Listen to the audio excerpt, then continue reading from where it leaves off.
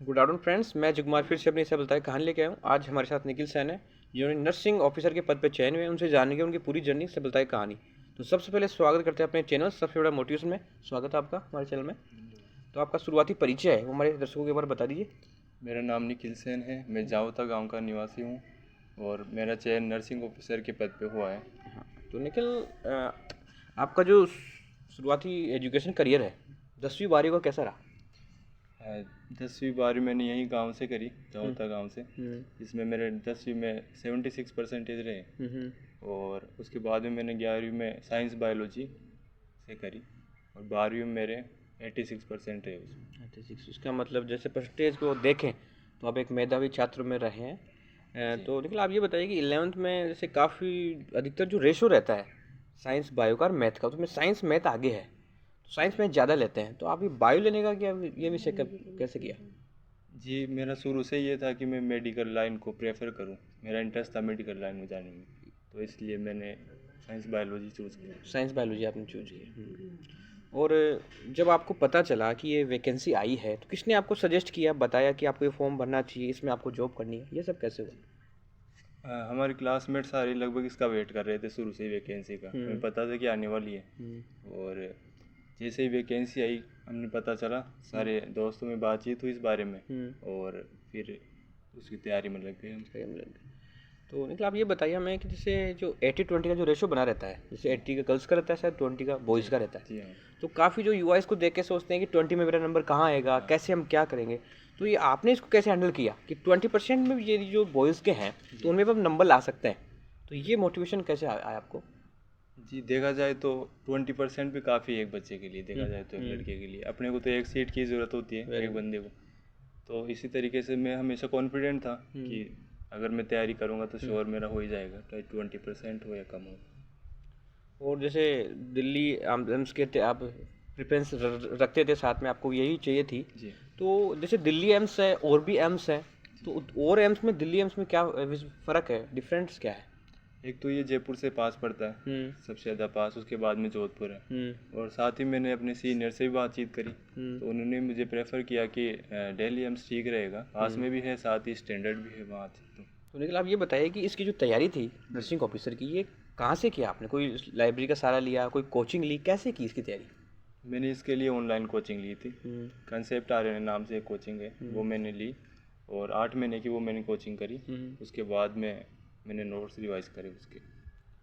तो इसमें आप ये बताइए, जैसे जो प्रीवियस क्वेश्चन क्वेश्चन पेपर रहता है, जी तो उनका भी इसमें रोल है, या फिर जैसे हर बार इसका पैटर्न बदलता रहता है, इसका सिलेबस वगैरह चेंज होता रहता है, तो जिससे बच्चों को परेशानी नहीं आती? सिलेबस तो वही रहता है एग्ज़ाम का, लेकिन पैटर्न एग्ज़ाम का ज़रूर चेंज होता है। जैसे कभी प्री और मेन नहीं होता था, हाँ, इस बार से ही प्री और मेन का कर दिया ये मैंने इसमें कहा किया सिस्टम।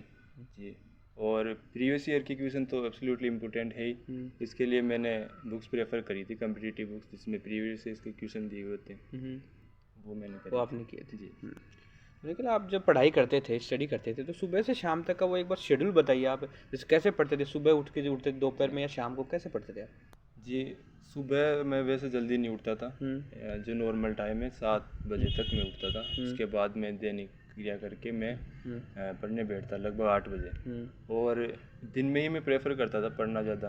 उसके बाद मैं दोपहर में लगभग 1 बजे से 2 बजे तक सोना 1 घंटे और फिर शाम को थोड़ा टहलना 7 से 8 बजे तक। ये मान लो खाना वाना हो जाता और लगभग 10, साढ़े 10, 11 बजे तक रात में पढ़ता था। अगला सवाल मेरा आपसे ये है कि जैसे ऐसी क्या वजह थी आपको कि जो सरकारी नौकरी बननी है, जॉब लगना है, ये सब क्यों हुआ? ये सब क्यों करना था आपको? जब मैं 12th में था, 11th 12th में, जब से सोचा था कि मेडिकल लाइन में कुछ करना है। उसके बाद में मेरा selection government college of nursing Jaipur में हुआ। इसके बाद में मैंने नर्सिंग करी 4 साल की कंप्लीट। तो लगातार सीनियर्स के कॉन्टेक्ट में आते आते मुझे पता चला कि नर्सिंग ऑफिसर की पोस्ट होती है, बहुत अच्छा पे ग्रेड भी है साथ में। और इसलिए मेरे मन में आया कि मुझे तैयारी करनी चाहिए एक बार। अच्छा, आपको लगा कि तैयारी करनी चाहिए आपको। तो ऐसी कोई बुक लिस्ट का आपको पता है, बुक्स का नाम जो स्पेशल रहती है कि जो युवा देख रहे हैं अपना आज का प्रोग्राम, जो नर्सिंग ऑफिसर बनना चाहते हैं और भी मेडिकल लाइन में, तो उनके लिए बेस्ट वो कारगर साबित हो सकती है, तो उसका नाम है? जी, नर्सिंग ऑफिसर के लिए अगर आप एग्ज़ाम देते हैं तो मेरे ख्याल में एक प्रहलाद राम यादव नाम की बुक आती है, वो एक टारगेट हाई, और एक एनक्लेव्स करके बुक आती है सॉन्डर्स। तो वो आप प्रेफर कर सकते हैं मेरे ख्याल में। और निखिल आप ये बताइए कि जैसे जो अपन तैयारी कर रहे हैं जी, तो ये ऑफलाइन होता है या ऑनलाइन एग्ज़ाम होता है?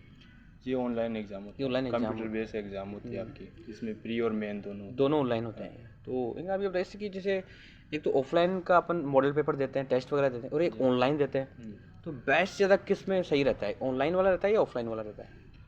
अब मैंने तो ऑफलाइन तो दिया नहीं कभी, हमारे ज़्यादातर जो कम्पिटिटिव एग्ज़ाम्स होती है नर्सिंग में वो ऑनलाइन ही होती है। ऑनलाइन होती है आपकी। हाँ, तो ऑनलाइन ही ठीक है मेरे ख्याल में। हाँ, ये भी ठीक रहता है कि जैसे जो एग्ज़ाम रहती है उसी के हिसाब से उनको प्रैक्टिस हाँ। करनी चाहिए।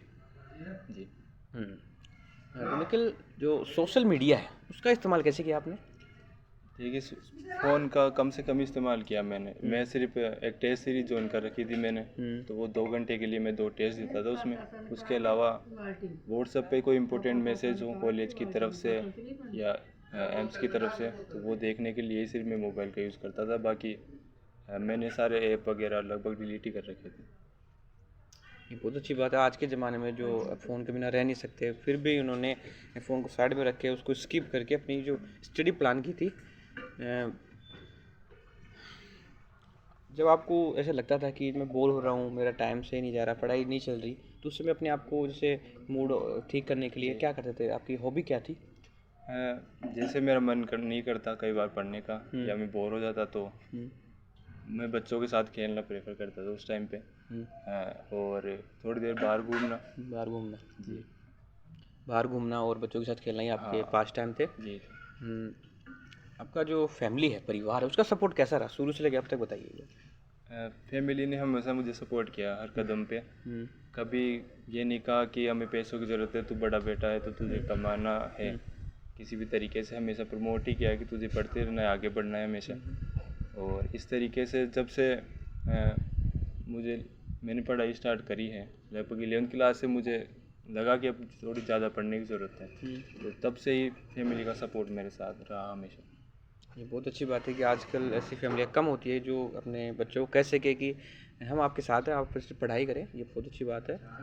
और निखिल जैसे आप नर्सिंग ऑफिसर के पद पे, एम्स में आप अच्छी पोस्ट पे हैं, तो कोई आगे का भी कोई लक्ष्य है या अभी आप इसमें ही चलते रहेंगे या फिर प्रमोशन का वेट करेंगे या और कुछ? जी, मैंने सोच रखा है कि मैं एक बार जब मेरी वहाँ पे ज्वाइनिंग हो जाएगी, तो उसके बाद में मैं कोशिश करूँगा कि एमएससी करूँ वहीं से, और उसके बाद में पीएचडी का मैंने सोचा है। पीएचडी का आपने सोच रखा है, ये अच्छी बात है कि आप रुके नहीं, आपको आगे की भी जो स्टडी प्लान है, लक्ष्य है, वो आपके तय हैं। एमएससी करना है, आगे भी आपको पीएचडी करनी है। जो भी आज हमारा प्रोग्राम देख रहे हैं आज युवा, तो उनको आप क्या कहना चाहेंगे? वो कैसे इस प्रिफरेंस एग्ज़ाम की तैयारी कर सकते हैं, या फिर कोई सी भी एग्ज़ाम हो तो उसकी तैयारी कैसे होनी चाहिए, सिलेबस का कितना ध्यान रखना चाहिए, स्टडी प्लान, बुक्स वगैरह, उसके बारे में बताइए। जो भी युवा जो आजकल तैयारी करें किसी भी तरह के एग्ज़ाम की, उन्हें मैं कहना चाहता हूँ कि जो उस फील्ड में एक्सपर्ट है, कम से कम आपको उनसे बात करनी चाहिए। उस एग्ज़ाम्स के बारे में, सिलेबस के बारे में आपको इन्फॉर्मेशन गेन करनी चाहिए। और सबसे पहले सिलेबस का ध्यान हो, उसके बाद में अपन तैयारी करें। एक अच्छा टाइम टेबल बनाएं, जो भी जैसे भी आपको टाइम मिले। और जितना आइसोलेट होके पढ़ेंगे, मोबाइल फ़ोन का कम से कम यूज़ करेंगे, और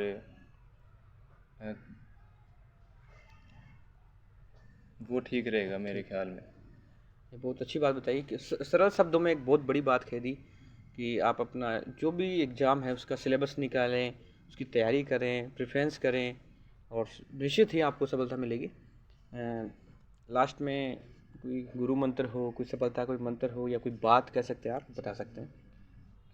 मेरा मानना यही है कि जो भी स्टूडेंट तैयारी कर रहा है उन्हें हमेशा कॉन्फिडेंट रहना चाहिए, हमेशा मोटिवेट रहना चाहिए। किसी भी कदम पे अपने आप को कम नहीं समझना चाहिए, चाहे कितनी भीड़ हो कंपटीशन में, लेकिन आप अगर मेहनत करते हैं तो आपको सफलता ज़रूर मिलती है, श्योर है। बहुत अच्छी बात बताई कि किसी से कमतर नहीं आंकना चाहिए अपने आप को, best, I am the best, ये ज़रूर होना चाहिए आपके लिए। और मैं निखिल को फिर से बधाई देता हूँ कि अपने चैनल में आपने को समय दिया, और उनके आगे की उज्जवल भविष्य की कामना करते हैं। अपने चैनल की तरफ से छोटा सा उपहार, छोटी सी भेंट।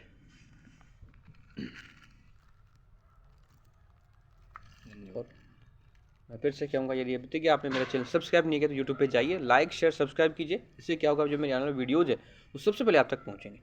और मैं बार बार आपसे कहता हूँ कि अभी तक भी जो मोटिवेशनल स्टोरीज़ हैं मेरे पास अभी तक काफ़ी नहीं आई है, तो आप कमेंट सेक्शन में जा सकते हैं, शेयर कर सकते हैं, मुझे बता सकते हैं, उस व्यक्ति का नाम, मोबाइल नंबर, एड्रेस दे सकते हैं। और दशहरा भी आ रहा है, नवरात्रि के चल रहा है, तो दशहरा की हमारे चैनल की तरफ से आपको हार्दिक शुभकामनाएं।